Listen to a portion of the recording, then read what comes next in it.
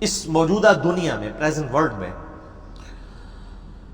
مادہ پرستی اور میٹیریلزم کے جو ماننے والے لوگ ہیں، جن کی اکثریت ایتھیسٹ منکرین خدا ہو چکی ہے، ڈینائل آف گاڈ کرنے والے لوگ ہیں،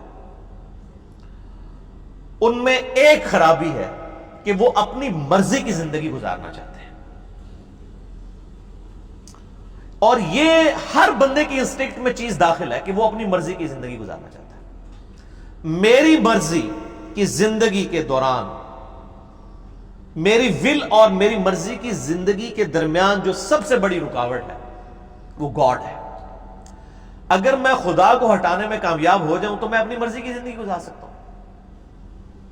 چونکہ خدا ہے، وہ اکاؤنٹیبل ٹھہرائے گا انسان کو، اس لیے ہر وقت انسان کو اس حوالے سے ٹینشن رہتی ہے۔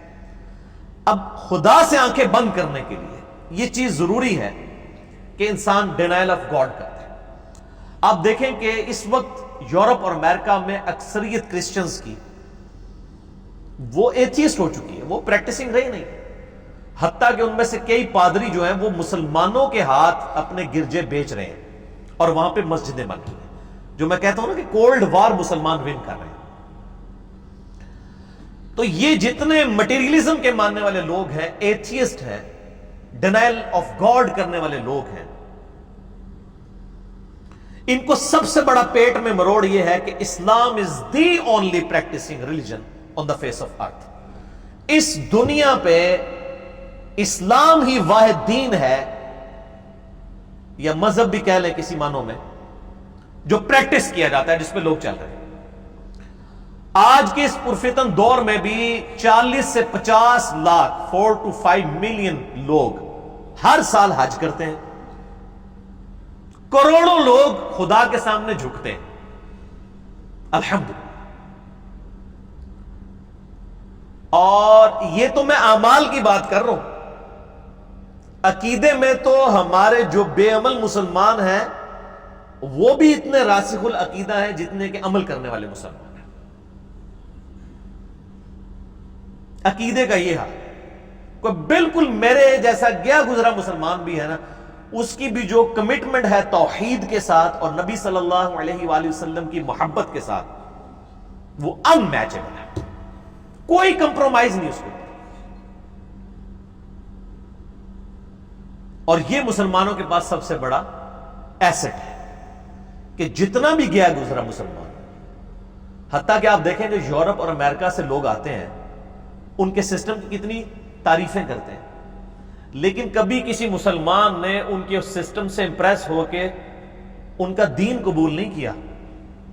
وہ کہتے ہیں جی وہ لوگ بہت اچھے ہیں، سسٹم بہت اچھا ہے، بس کلمہ پڑھ لیں۔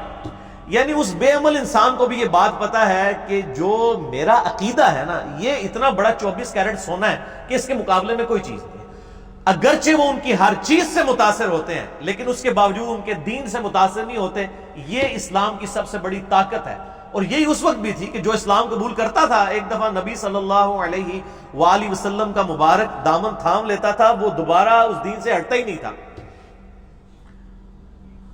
وہ جو کیسر روم کے دربار میں ابو سفیان کی گفتگو ہے، صحیح بخاری کے اندر آتی ہے، اس میں تو یہی تو بات تھی کہ جو ایک بار کلمہ پڑھتا ہے پھر وہ چھوڑتا نہیں ہے، اتنا پکا ہو جاتا ہے۔